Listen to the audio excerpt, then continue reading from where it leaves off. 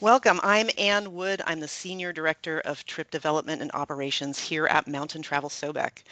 We're excited that you could join us today for this discussion about the Dolomites and our amazing trips in this area.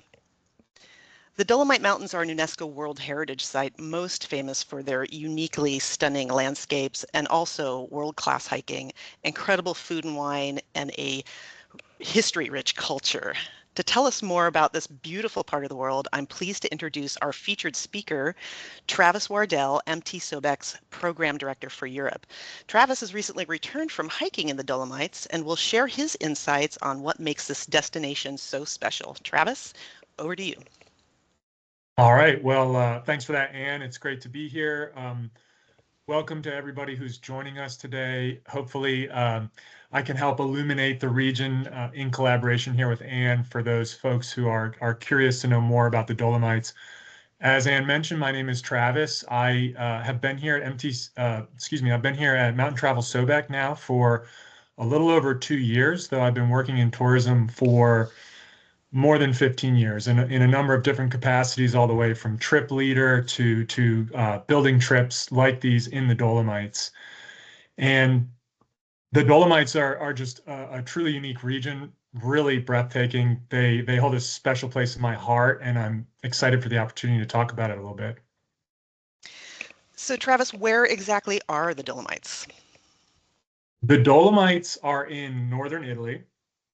And actually, if you're looking here at the slide, you can see they're a little to the northeast of northern Italy. And I think one thing that's good to kind of orient yourself, when we talk about the Dolomites, they're actually part of the Alps, the European Alps. And a lot of folks don't realize that, but when you're talking about the Alps that cross, much of the continent, the Dolomites are actually a small part of that. And they really stand out. One of the reasons they became a UNESCO World Heritage Site in 2009 was due to the natural beauty. And I think it's fair to say that you can find beauty throughout the Alps, but one of the things that creates such a unique element to the Dolomites is the actual way that they've formed over time. And the name Dolomites comes from a mineral. It's called dolomite, and it's a limestone. That limestone rock is much more susceptible to the elements. And what happens over time is they erode in very unique ways. And as you see, if you've ever looked up images from the Dolomites, or today as we go through our presentation, you see slides of just incredibly dramatic mountain peaks and mountain landscapes. And oftentimes you can see at the base of these peaks a very fine sediment, and that's literally geological history in view. You can see how they've eroded and crumbled over time. And for me, every time you turn a corner or just do a 180-degree turn of yourself, you're looking at a new stunning site. The Dolomites are comprised of multiple smaller regions.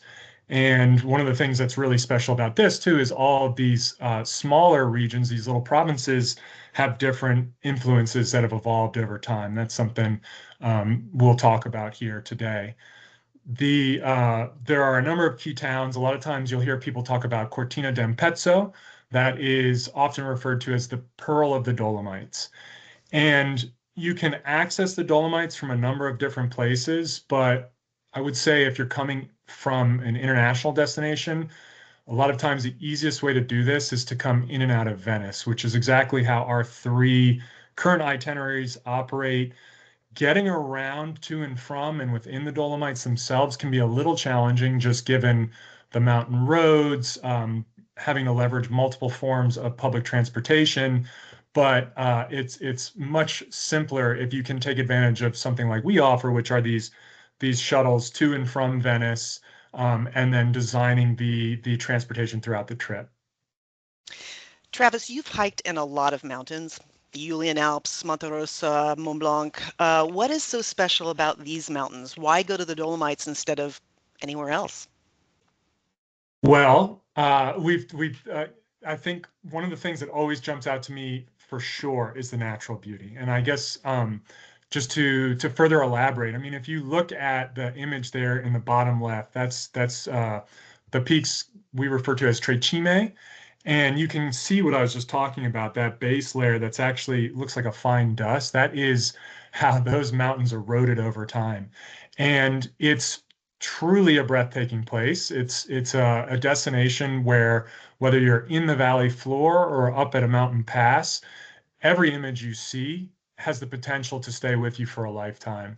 And for me, there's a number of reasons why I feel like I'm in love with the Dolomites, but certainly the imagery is what comes to mind immediately whenever I think about it.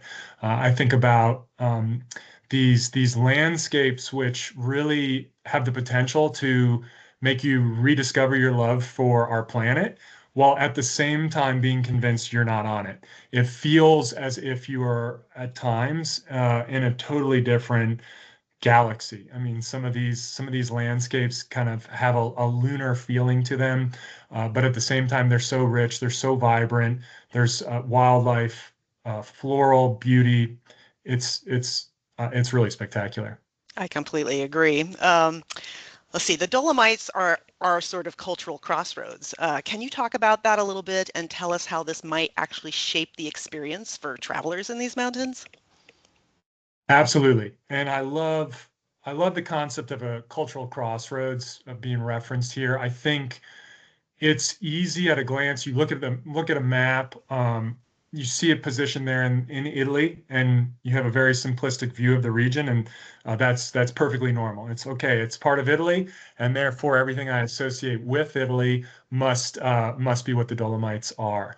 But there's a uniqueness to this region that comes from thousands of years of history and various cultures and peoples that have had ripple effects throughout time to where we've arrived today.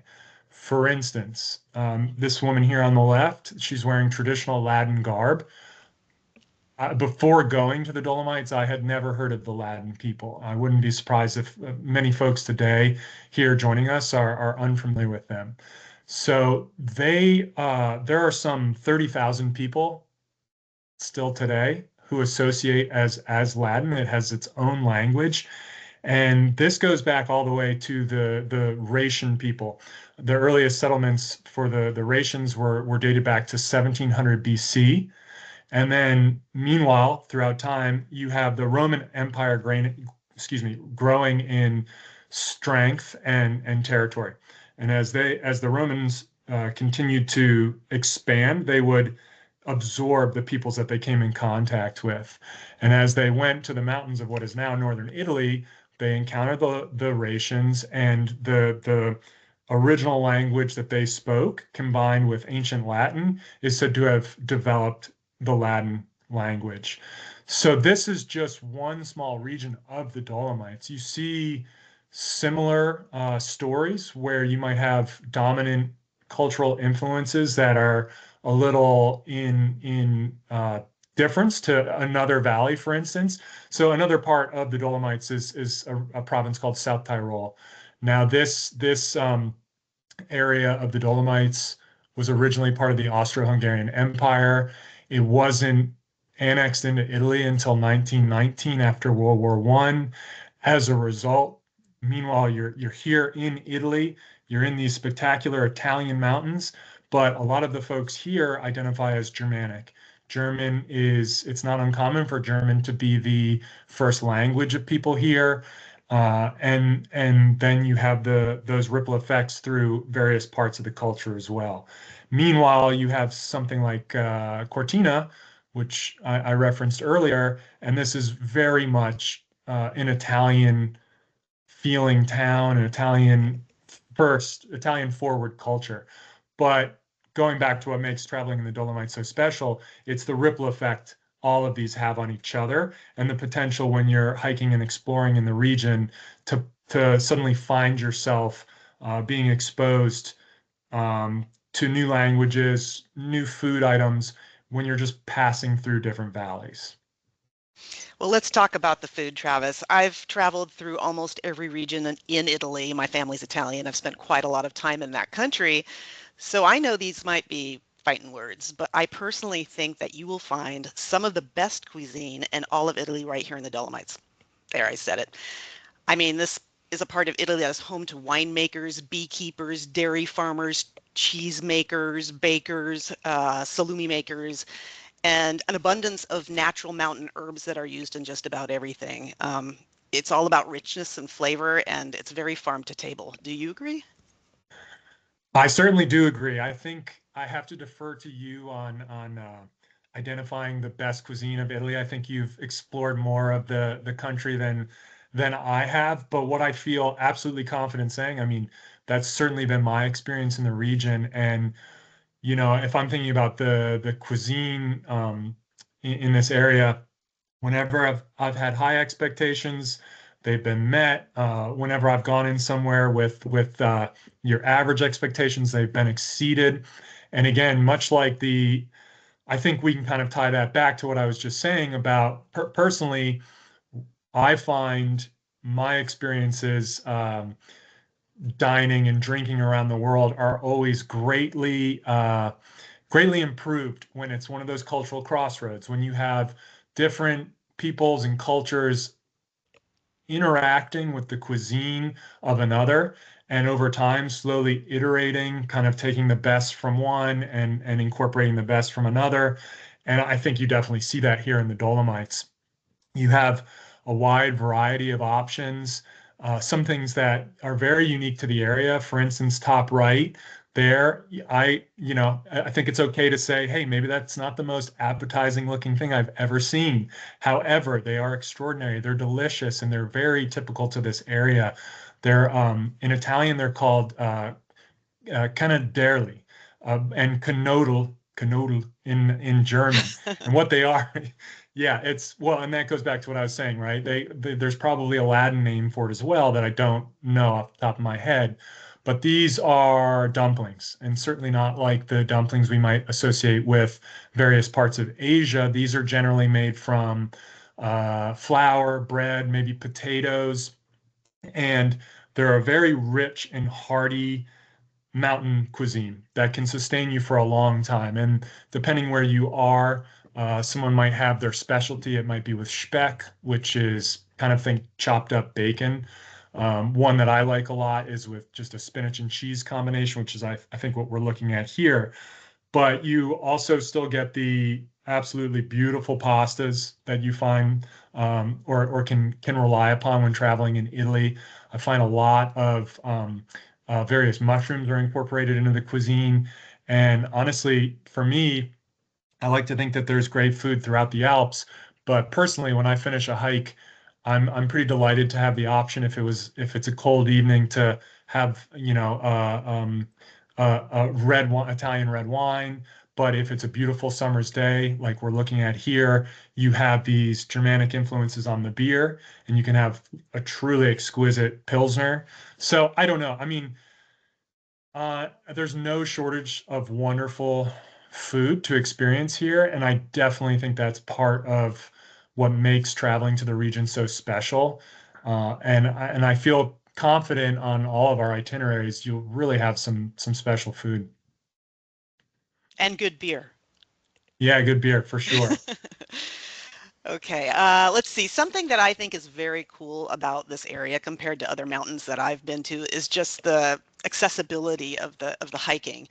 It doesn't really matter whether you're a beginner hiker or a seasoned alpinist. There really is something for just about everybody here. Talk about that a bit.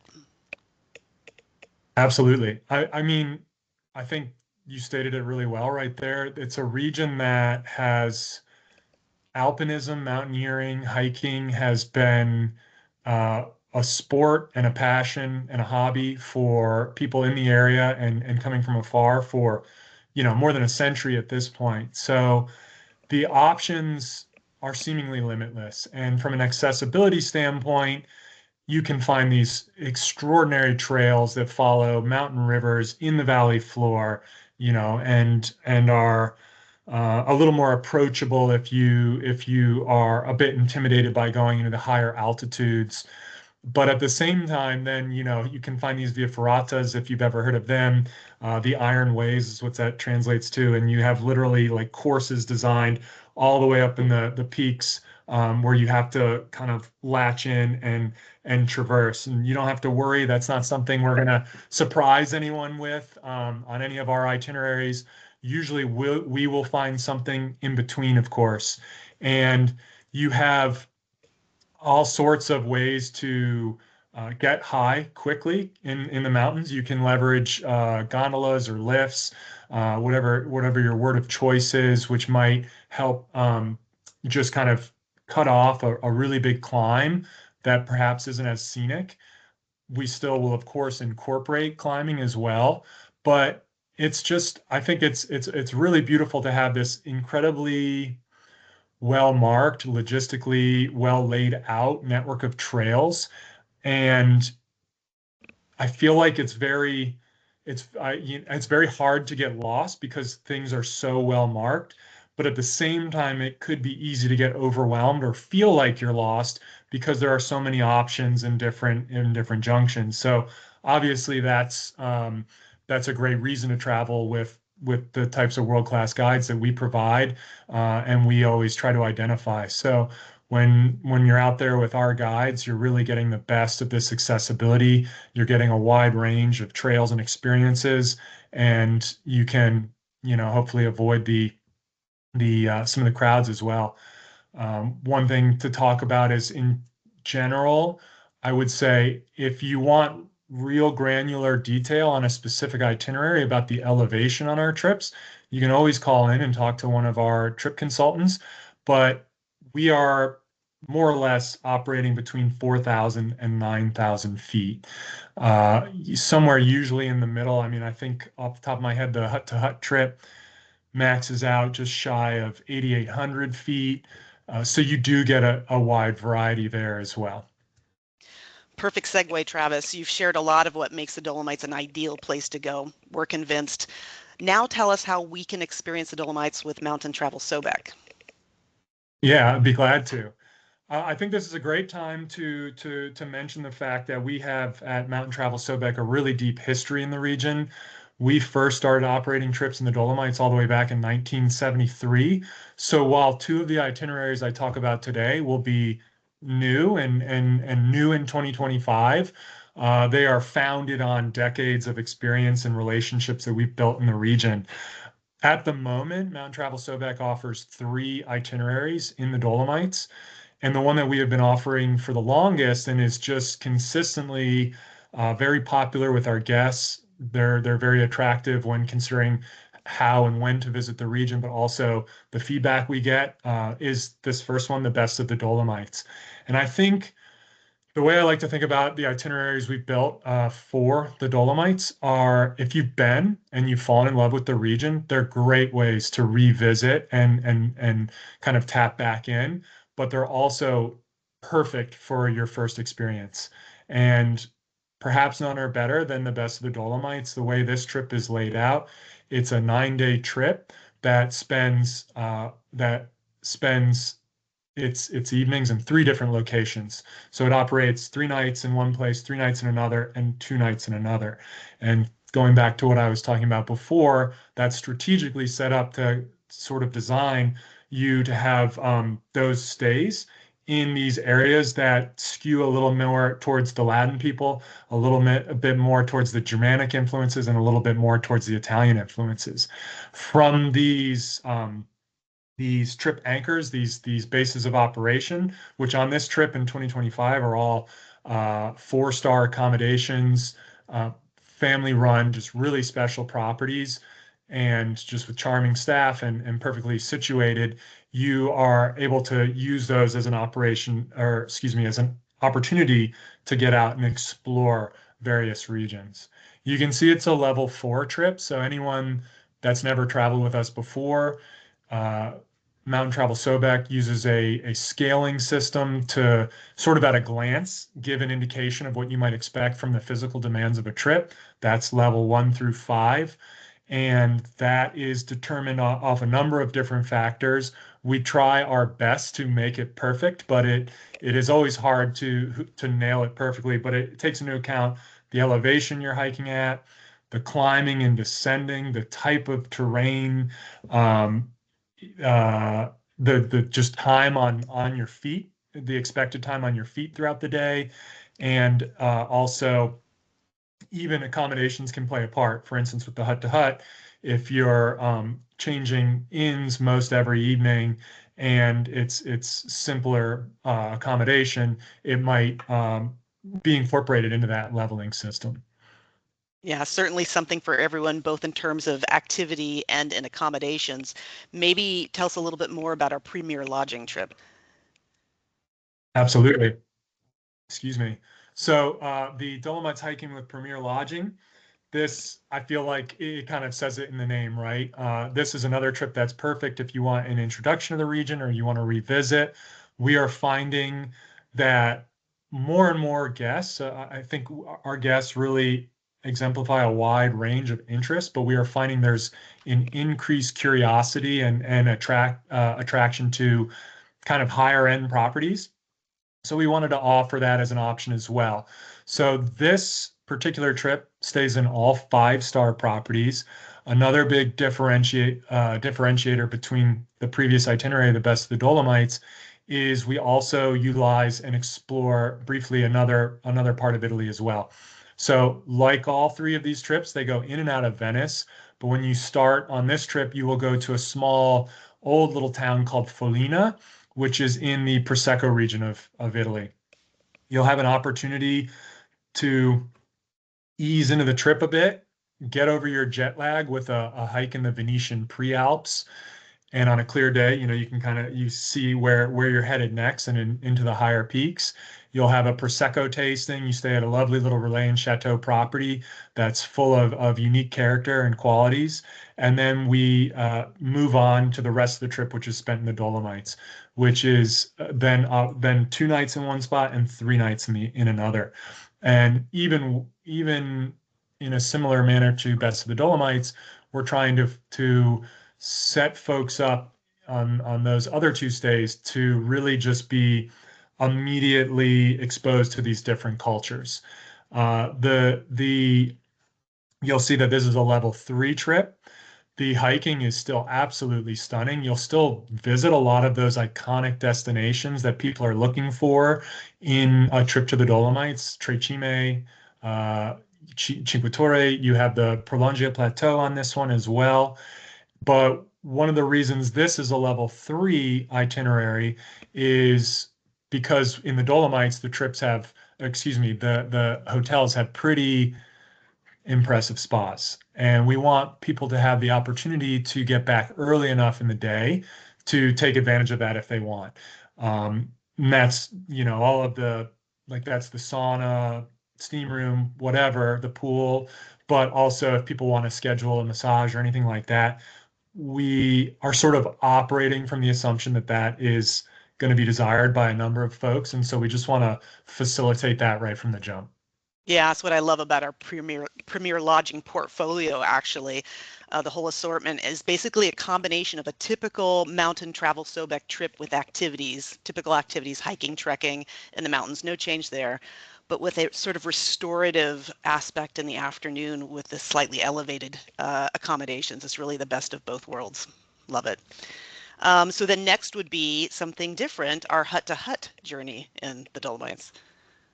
Yeah, totally different. And then at the same time, obviously has a lot in common with these other two itineraries as well. But one of the things we were looking for when designing this itinerary was the opportunity to have a bit more of a sense of what we would call a through hike. The other two trips operate from these home bases. They go out, they come back. With the hut to hut trip, the goal is to have a little bit more of a contiguous path. So on this itinerary, you only stay in the same accommodation once. We set that up in the middle of the trip just for folks to have an opportunity to take a night off from packing their bags and mentally being like, oh, I have to be ready to leave in the morning. Uh, and there's a lot of benefit to hiking like this. And I if I'm honest and I'm transparent, I have no difficulty staying in a 5-star property. I very well suited to it. Me too. But when I'm doing my own type of travel, and I'm building a trip around hiking, myself and my wife, we always really like these hut to hut hiking trips for a few reasons. For anyone, maybe I'll just talk a little bit if it's a new concept for people. One of the really spectacular benefits of traveling like this is this is a bit of a generalization, but you get to stay high. I've talked about the previous itineraries, how you're going up into the mountains, you're hiking during the day, you're having an incredible time, and then you go back to your beautiful hotel in the valley. So each day it's like, let's go up and we'll come back down to stay in the thick of things. With this type of itinerary, the idea is to kind of get you back out in the wilderness for longer and to stay at higher altitudes again for longer. So these two images in the bottom left, that's Tre Cime, really iconic spot in the Dolomites. And in fact, on the one on the far left there, that is one of these huts, which you'll generally hear the term in this part of the world when you hear refugio. That's what I'm referencing as well. This is the Locatelli hut. This is, as you can see, in extremely close proximity to Tre Cime. So when you are on this trip, this is the second night's accommodation. When everyone who has come to see this iconic destination during the day has to leave, they have to get their cars down, the last lift down. They need to walk away and leave the area.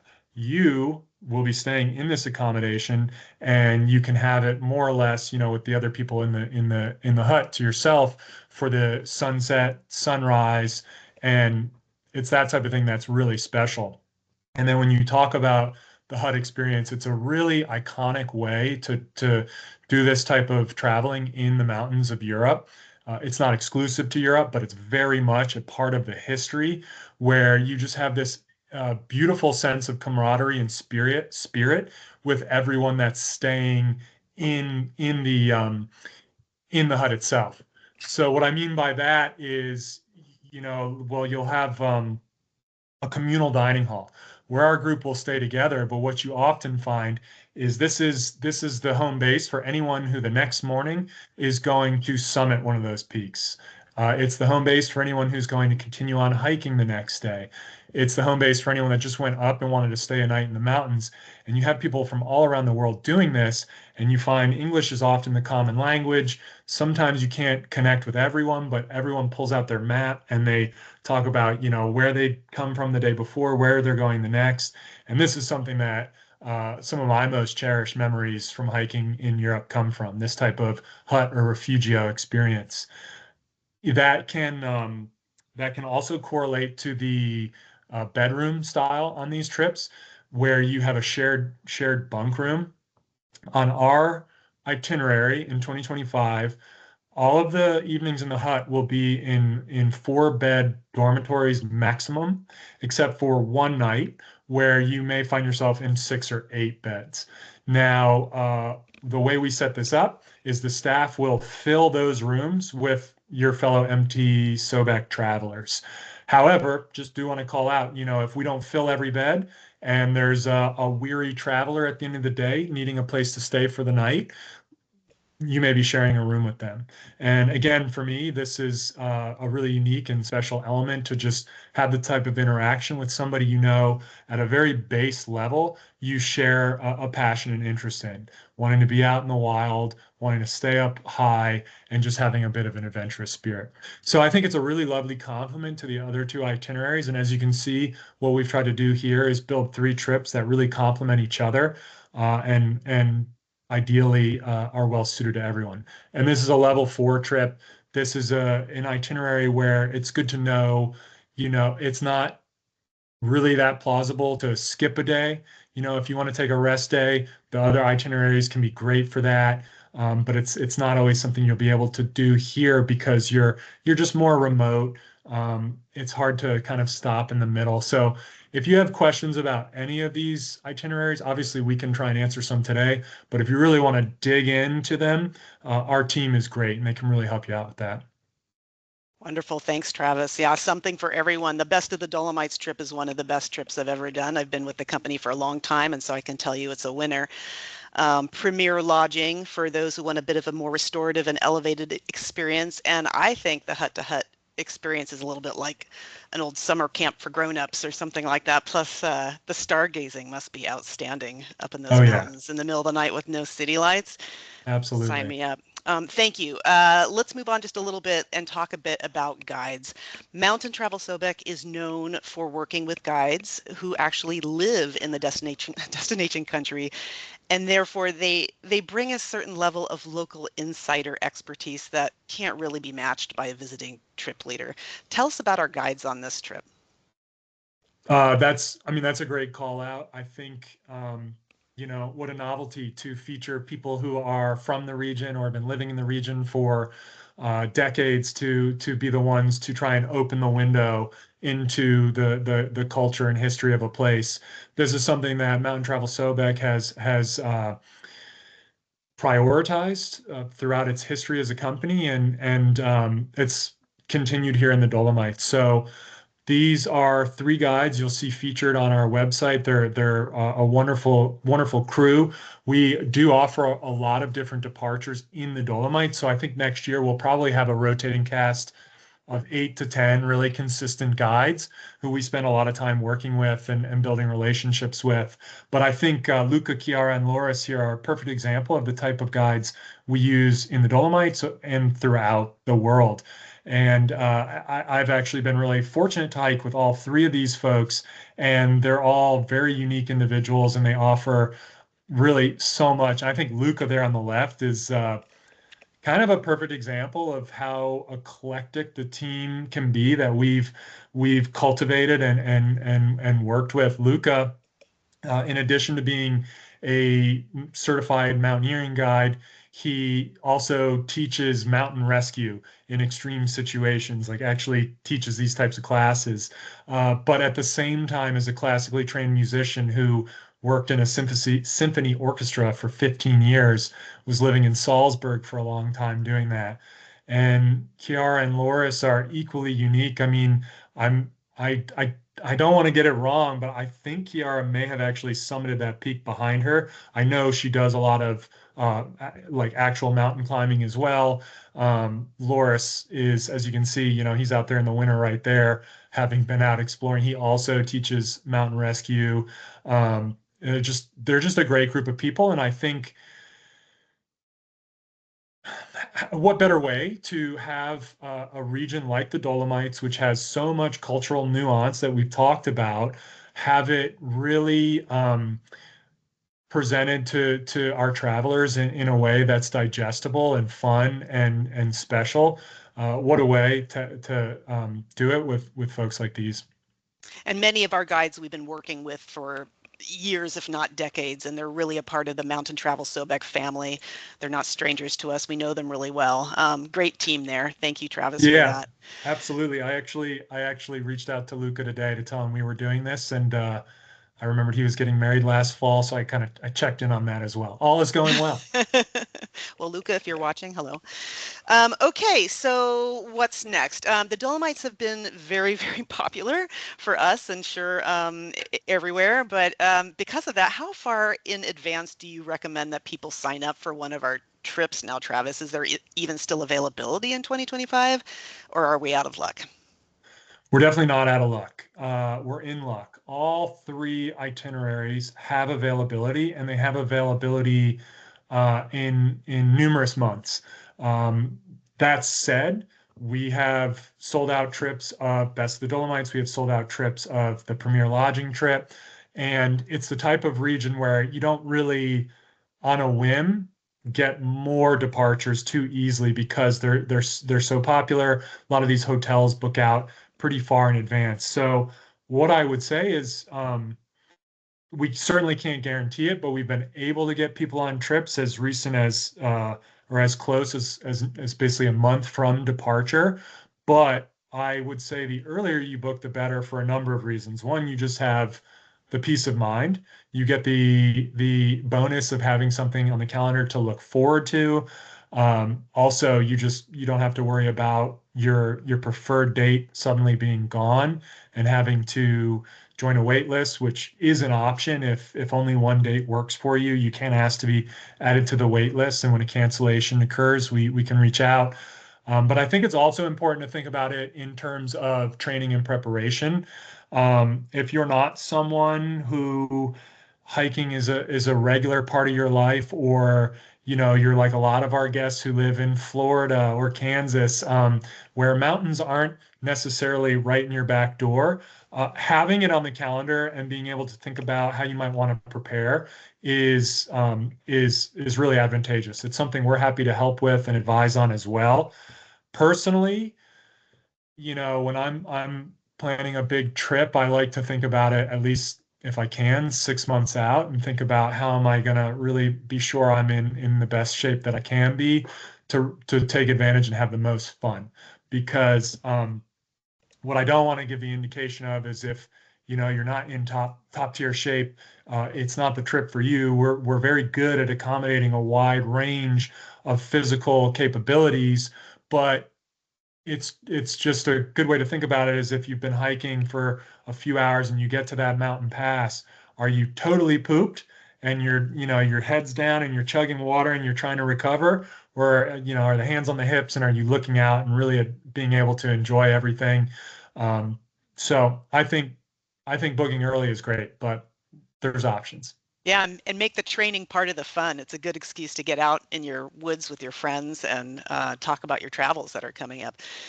All right, thank you, Travis. This has been really, really great, very informative. We still have a few minutes, and I see that we have some questions that are coming in from our viewers. So let's just, let's see, let's start with, when is the best time to see wildflowers? That's a great question. The way I think about wildflowers is it's hard to make a guarantee because it's dependent on a lot of different factors. In my experience hiking in the Dolomites and throughout the Alps, you can generally see wildflowers throughout the summer season, which is generally, early to mid June to mid to late September.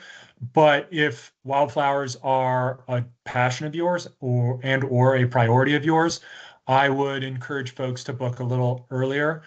Kind of that mid June to early July range is generally when you're going to get the most variety and the potential for the most blooming at once.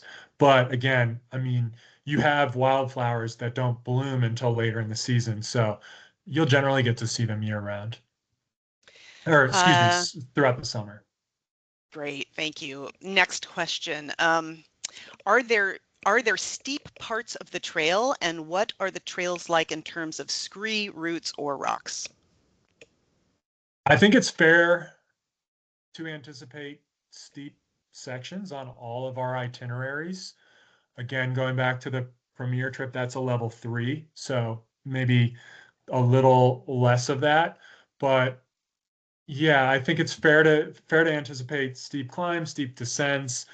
From a terrain standpoint, most of the trails you'll be on are single track, meaning more narrow.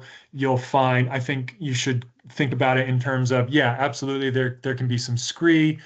The way I think about scree for anyone that may not be familiar, just like loose stone kind of stacked on top of each other, a little bit slippery, a little bit can make you feel like you don't have the most sure-footedness. Definitely rocky trails, rooty trails if you're going through the forest. It's a trip where or it's a region where high ankle hiking boots will serve you really well, and we strongly, strongly, strongly encourage them. And so yeah, you can expect some uh, challenging trails, but beautiful all the same. Somebody is asking if trekking poles are recommended. I think yeah, absolutely. I think it's great to bring trekking poles. I always tell folks what I don't like to see is somebody who just bought trekking poles, have never used them, and show up for the first day of hiking ready to rock and roll, because it does take some time to get used to develop some balance with and some trust with. So I absolutely think I didn't hike with trekking poles until probably just a couple years ago. I didn't have anything against them. I just preferred trekking without. I made the transition slowly, and now I don't like hiking without them. I think it's, a lot of the science points to, and from anecdotal evidence, it's just less wear and tear on your joints. It makes you feel better during the trip and after the trip. And so, yeah, highly encourage them, but they're not mandatory. I will say if you are traveling with your hiking poles and maybe you've not done that before, they will generally be taken at the airport in carry-on luggage. So you probably want to uh, put in your checked luggage. These days, they make a lot of trekking poles that are lightweight and fold down to almost the size of a hairbrush. So don't be intimidated by that. Those poles exist. I have a favorite of my own. Anyways, okay, so the next question. On the 3 trips you offer in the Dolomites, can you accommodate special diets like vegan and gluten-free, for example? I feel confident that on the best of the Dolomites and the premier trip, we can accommodate those more common dietary restrictions you might find, like vegan, vegetarian, pescatarian, gluten-free. On those trips, we can accommodate them comfortably and with a fair bit of variety. On the hut-to-hut trip, I also feel like we could probably accommodate them. If you're considering the trip and you want us to find out, certainly can do some more digging. But I do think it would be harder to, you might find yourself eating a lot of polenta. It might just be a little bit more. That's not to say that the food can't and isn't very delicious on the hut to hut trip, but just because they're more remote, they're not as stockpiled with as great frequency. Um, you might have a little bit more repetition in your dining throughout the trip. I find this is getting more and more varied as time goes by. These are very common dietary restrictions that we've been accommodating for years. On the best of the Dolomites, do we hike right out of the hotels or are the hikes done in a loop? Or how does that work? Good question. Most days on that trip, we will have a short transportation. Excuse me.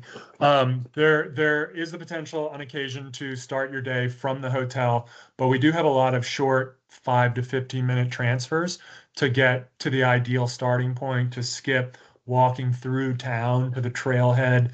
Um, and what was the second? Oh, loops. Yeah. What I would say is when we're building itineraries, we are trying to build as many loop hikes or point to point hikes as possible.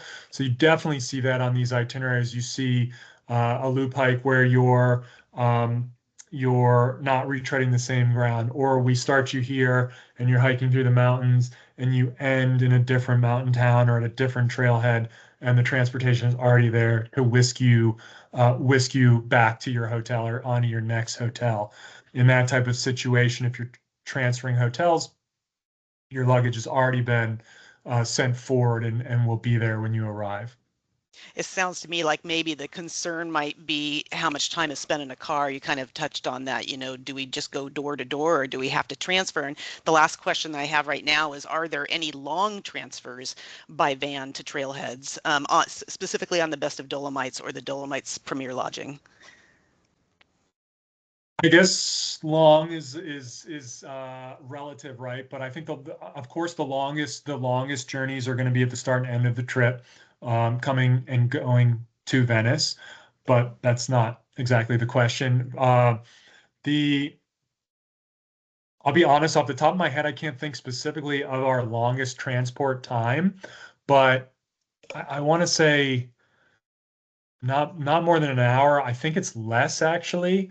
But sometimes again, if say it's a move day, like you're changing hotels, what we may do is leave the one hotel, drive over the mountain road, come into a different valley. Now we're closer to your next hotel, and we'll be hiking during the day, and that sets up a much shorter transfer at the end of the hike. So I don't know if that's as helpful as it could be, but I wouldn't say there's any significant transport uh, transport days Yeah, thank you. outside of I the think you're first one. spot on. And nice to be able to do this to cover so much ground in this part of these mountains are divided by these deep valleys. So if you were doing this on your own, it would be even harder to see all the things that we see. So I'm thankful for the help with the transfers. We do need to bring our presentation to a close now. So I want to thank everybody for being here and for your questions. If any of you still have questions or wish to speak with one of our trip consultants, please do contact our team at the number that's shown here on this slide. And thank you so much for joining us today. We hope to see you out on the trails soon. Yeah, thanks everybody. It's a really special part of the world. This photo behind me is actually taken from the Best of the Dolomites trip. You can see little specks down there are actually guests. So it's a truly stunning area, and I'm glad folks came to hear about it today. I hope everyone has a great afternoon. Thank you.